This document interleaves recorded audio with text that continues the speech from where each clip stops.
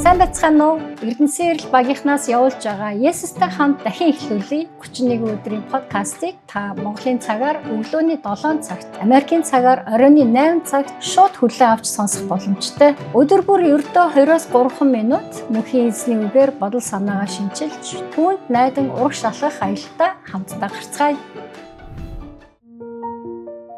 Би нэг л ямыг заавал хийдэг бөгөөд үүнд би өнгөрсөн бүхнийг таг мартаад зөвхөн ирээдүйн төлөө тэмцэж явдаг. Есүс Христтэй нэгдмэл болсон намайг ертөнцийн эзэн эрхэмдээ зоригтой уриалан дуудсан бөгөөд миний бие түүнийг нь биелүүлээд шагнал авахын төлөө урагшлан сэтгэж явна. Филиппо 3-р бүлэг 13-аас 14.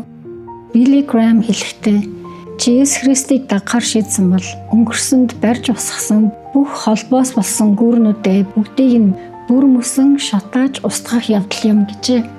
Бид нар үнэхээр Есүс Христийг дагахаар шийдсэн үү? Аль эсвэл ямар нэгэн байдлаар хуучин хүнтэйгээ зурлалцаар эргэн харсаар амьдарч байгаа юу? Яагад гэвэл Есүсийг дагна гэдэг нь хувь хүн мөсөн дэвжиж амжилтанд хүрэх тухай биш. Харин бидний хуучин хүн мөхөж цоо шинэ хүн бидний дотроос дахин амьдлах явдал юм. Энэ нь хуучнаасаа зуурч чирч амьдрах биш, харин харцаа хаадын хаан руу чиглүүлэн амьдрах явдал. Өнөөдөр яг одоо бидний хийх алхам бол маш энгийн мөртлөө үнцэнтэй. Биднийг аргашин татаж байгаа бүх холбоос болсон бидний гэмт амьдрал, гэмт зуршил, гэмт харилцаа болгоно бид нар өвөөсгөж салах шийдвэр юм. Учир нь золиосгүйгээр дахин амьдлалт гэж байхгүй гэдгийг Есүс бидэнд аль хэдийн харуулсан. Тэтэмгүйгээр залмаа гэж байхгүй. Мөнхийн эзний өмнө бууж өгөхгүйгээр ирээдүй гэж байхгүй. Хуучинтайгаа зурлалцаар байгаа бол яг одоо гэмт амьдралаа хай, хуучин сэтгэлгээтэй, хуучин хүнээсээ салах цаг нь болсон. Христ аль хэдийн таныг өнгөрснөөс чинь суглаад татаад гаргачихсан гэдгийг санах хэрэгтэй. Мөнхийн эзэн таны ирээдүйд хамгийн сайхныг бэлтгэсэн гэдэгт итгэж найд.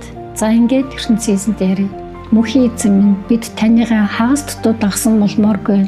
Зүрх сэтгэл, хүсэл мөрөөдлийг минь булаасан төр зүрийн бүхнээс биднийгээ салахад туслаач. Зөвхөн тань руу харцаа чиглүүлж, таны хүслийн дагуу амьдрахад минь та бидэнд туслаач. Энэ бүхнийг Есүсийн нэрээр бид гуйж явж байна.